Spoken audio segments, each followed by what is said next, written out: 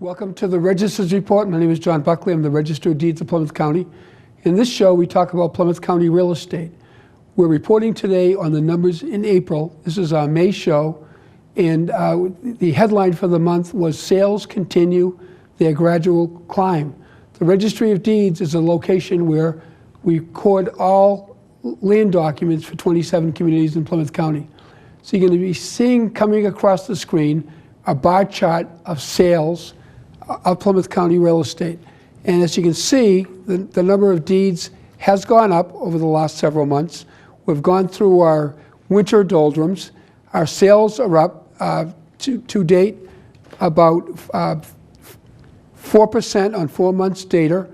The deeds recorded in April were 7% higher than last April, and the trend is going forward in terms of sales. You're next going to see a bar chart come up on the number of mortgages. Mortgages are filed and recorded for purchases of property and for refinancing. While people are still taking out mortgages when they buy their property, the number of refinances has gone down significantly. And you can see in that bar chart the significant drop from April of last year.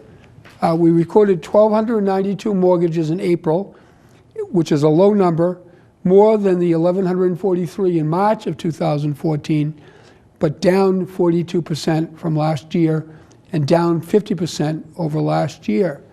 The next bar chart you're going to see is a bar chart of foreclosure deeds. Foreclosure deeds have been a major problem in Plymouth County since the meltdown in 2008. They have dropped significantly. They were 50% down last year over the year before. However, we are still seeing foreclosure deeds.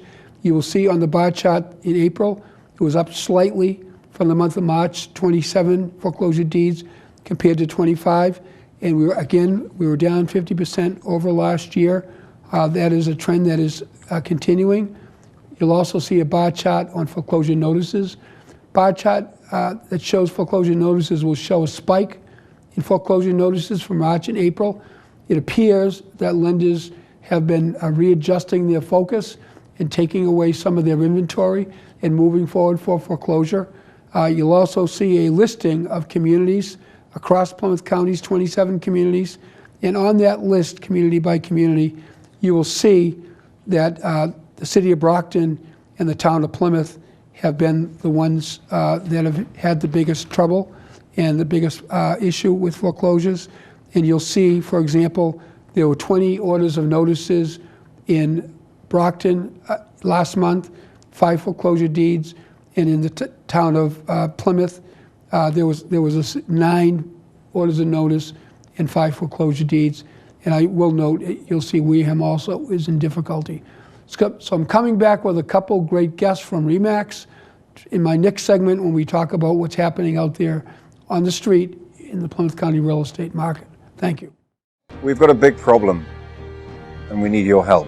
It's called sexual assault, and it has to stop. We have to stop it. So listen up. If she doesn't consent, or if she can't consent, it's a crime. It's wrong. We need all of you to be part of the solution. This is about respect. It's about responsibility. It's up to all of us to put an end to sexual assault. And that starts with you. Because one is too many. Welcome back to the Register's Report. Again, my name is John Buckley. I'm the Register of Deeds of Plymouth County. And in this segment of the show, we always try to do something educational in nature. And I have 2 great guests today. I'd like to introduce Leon Lopes. Leon, nice to see you. Thank you. And Sean Costa. Sean. John, great to be here. Thank you. Both of whom are from RE/MAX Spectrum. Thank you for coming.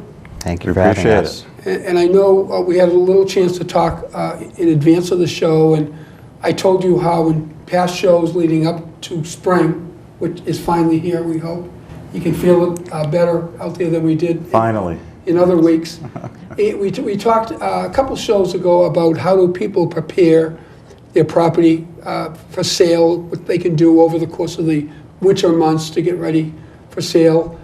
We talked about the entry of the spring market the last couple months, and that it's been a slower start.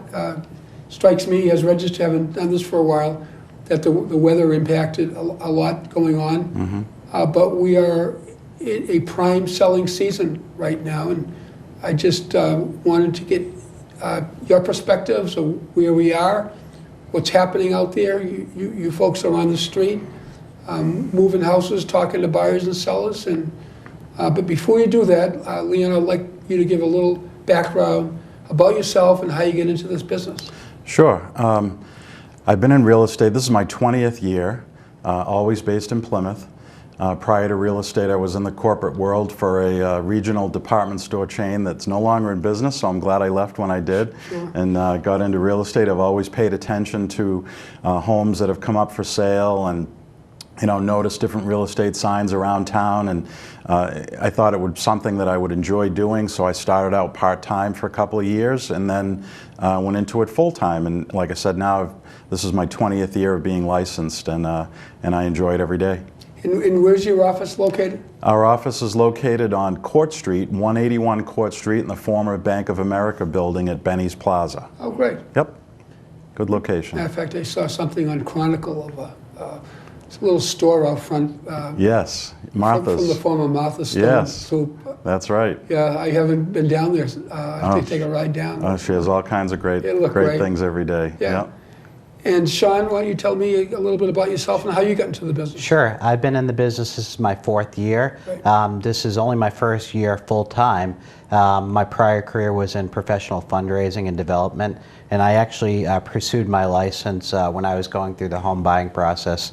For the first time, I decided to get my license because my experience was less than stellar. So I figured I would give it a shot at it and be available to help friends and family. And so far, so good. Great. So back to you, Leon. What do you think the state of the market is right now in Plymouth County? It seems to be very active. As you said, we finally got out of the winter, which has been great. To me, May and early June are typically the busiest months of the year for properties coming on the market and for buyers out in the market. And I think that's holding true this year as well. Some of the smaller towns in Plymouth County are seeing very low levels of inventory. Even in Plymouth, our inventory levels are low compared to years past. But being such a big town, we typically have more inventory in all price points than most of the other towns do.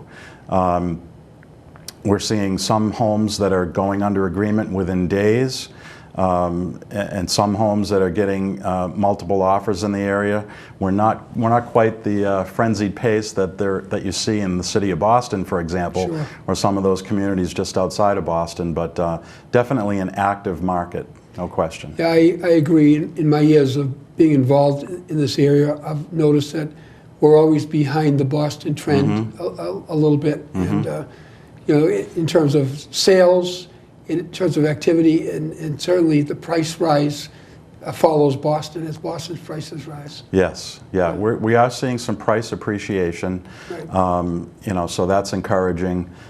In Plymouth, we have such a wide variety of homes, from everything from a $50,000 mobile home, which doesn't get recorded at the Registry of Deeds, but they're out there, to a multi-million-dollar waterfront home. So there's different pockets are very active.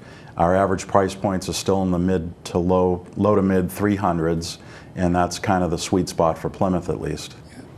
So, Sean, why don't you give me your perspective in this show, and I could have mentioned it earlier, not only covers Plymouth, but it covers Duxbury, Kingston, and Pembroke. So the housing market's a little bit different among those 4 different communities, and I think generally what happens in Plymouth County, one town to the other, is pretty similar, but we do have some variety in those towns. Why don't you tell me what you're seeing out there right now? Yeah, I work with a lot of first-time home buyers. So similar to what Leon said, a lot of the other communities in Plymouth County also have very diverse properties ranging from the $50,000 mobile home to multi-million-dollar houses.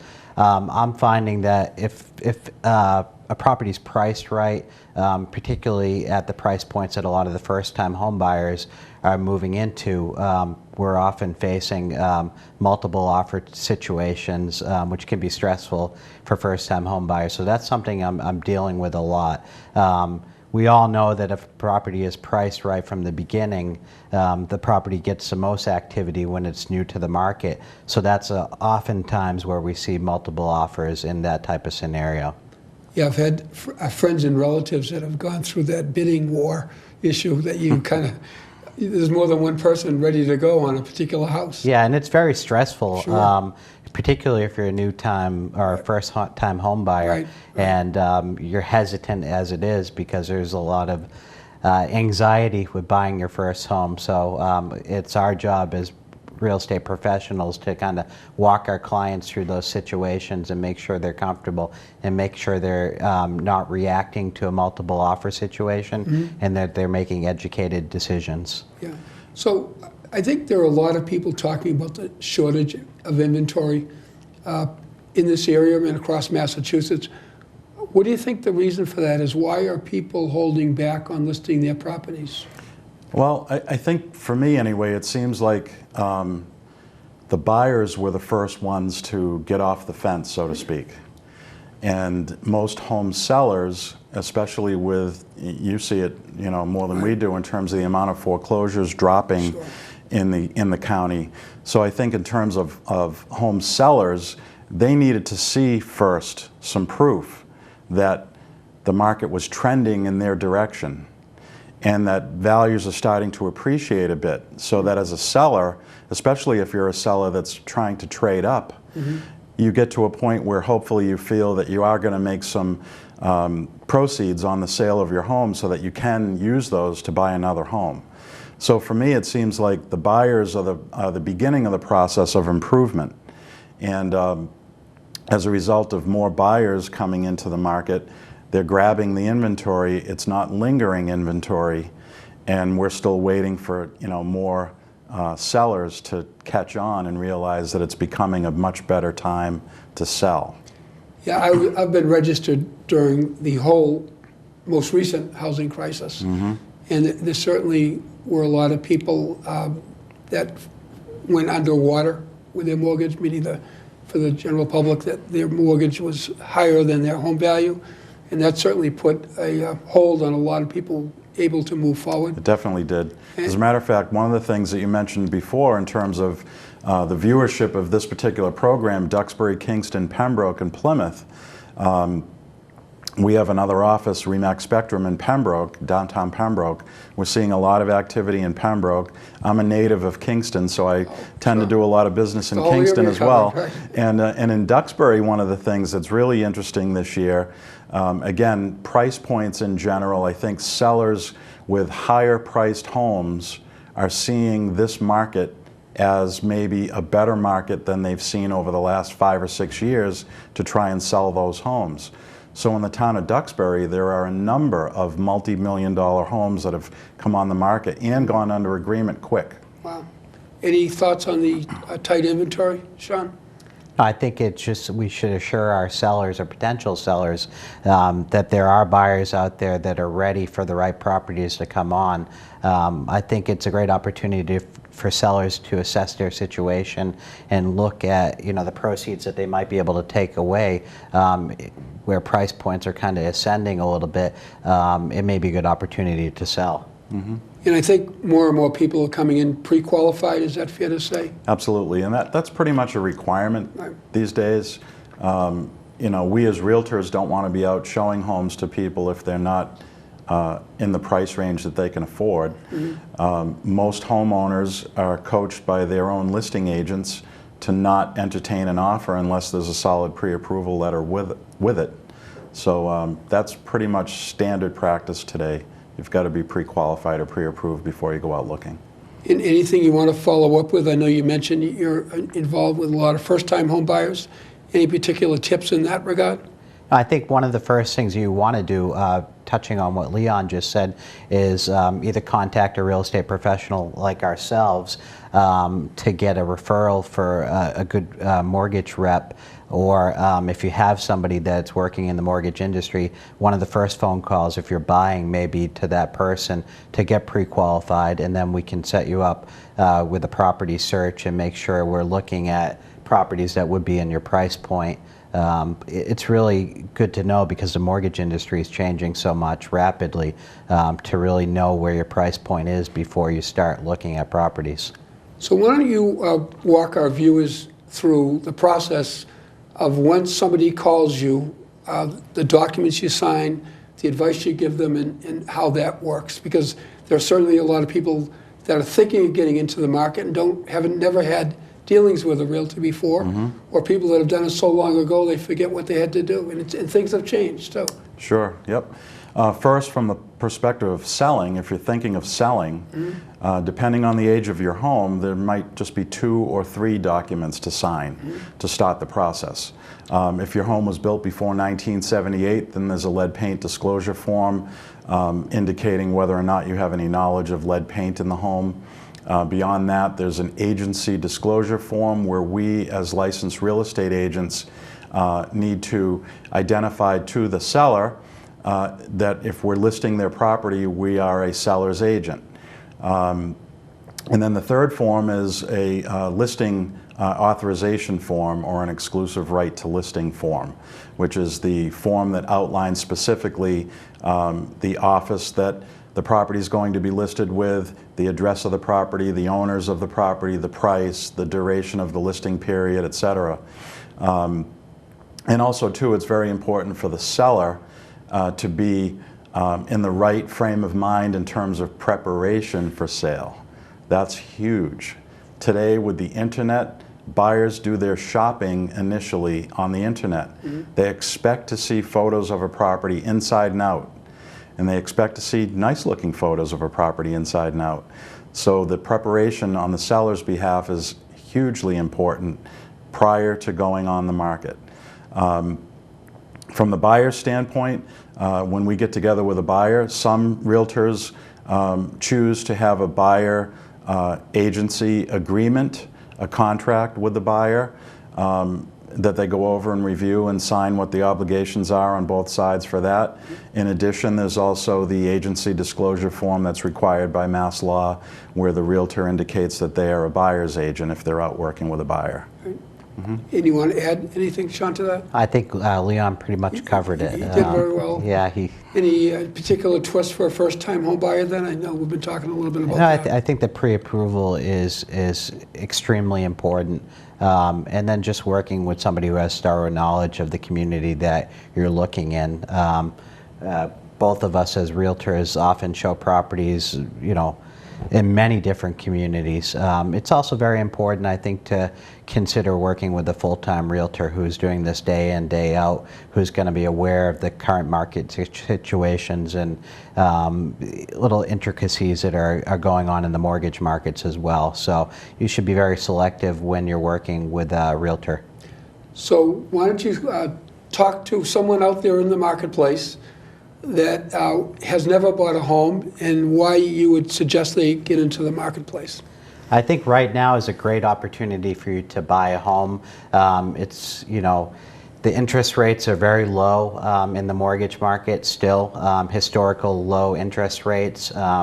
Prices are starting to ascend, so now might be a great opportunity to buy something that's priced a little bit lower and take advantage of the low interest rates and start to build some equity. Industry analysts are projecting that interest rates will go up over a percentage point over the next year, and if you wait longer, you're going to be able to afford less. And Leon, why don't you talk to a seller that's out there that's been thinking of upgrading, going to a higher level house, or shrinking their level if the kids have gone off to college and decided not to come home, and downsizing? Right, and that's the beauty of it in this business. Everybody has different sets of circumstances, and people need to sell for different reasons. But the message really is that the market is improving. It's not at the level that it was in 04, 05, as you know, but you know, I'm not sure that we should get back to that level of craziness in the marketplace. But the market is strong. It's a good time for homeowners, and even as it relates to interest rates, if you're selling a home so that you can buy a larger one, say because your family has grown, an interest rate increase is going to impact you. Right. And this is a better time to sell, because if you buy a more expensive home and the interest rate goes up on a monthly basis, it's going to cost you more. Well, I talked in my first segment of the show about the low number of mortgages over the last few months because people have stopped refinancing. Mm-hmm. However, as you and I more than Sean, because you're more recent to the business, the rates right now are incredible compared to they were over the years, and people don't seem to be appreciating that. Right. I think we got a little spoiled with 3.5% for a 30-year mortgage. So before we close, I'd just like to have you give your contact information to the folks watching the show. Sean Costa again with the Lopes team at RE/MAX Spectrum. The best way to reach me is on my cell phone, which is 508-364-7453, and my website is www.costaconnects.com. And Leon? And mine, contact info, again, best way is cell phone, 508-345-8127, and also visit my website, leonlopes.com. Well, thank you very much for joining me on the Register's Report. Thank you for having me. You both did a great job. Thanks, John. And professionals like you, what we need in the marketplace. So thanks for coming. Appreciate it. Appreciate it. Thank you. You wouldn't let money just blow out of your house. So when your AC or heater is on, make sure the doors, windows, and fireplace flue are shut tight. If you're headed out, turn down the AC or lower the heat by 10 degrees. And always keep your water heater set at 120. A little bit of common sense goes a long way. Get more great tips at energysaver.gov. Welcome back to the Register's Report. My name is John Buckley. I want to thank Leon Lopes and Sean Costa from RE/MAX for their great presentation on what is going on in the Plymouth County real estate market today. In this segment, we try to do something a little lighter in nature. We try to talk about some of our history. And with the month of May, which is when this taping occurs, is Memorial Day. And one of the places I wanted to talk about was Island Grove Park in Abington. It's a piece of land around Island Grove Pond that for many years was a site of abolitionist meetings during the pre-Civil War days when people were organizing about trying to free the slaves across the country. And many notable abolitionists like Lloyd Garrison and others came down and talked there.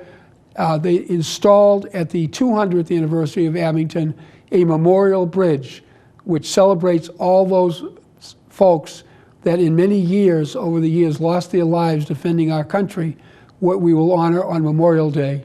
And that image of Island Grove Park and the story of that has come across the screen. The next one I want to talk about is Daniel Waldo Field. It's a great park as we get into some nice weather in the city of Brockton that Daniel Field, a manufacturer in Brockton donated. It's Brockton's crown jewel.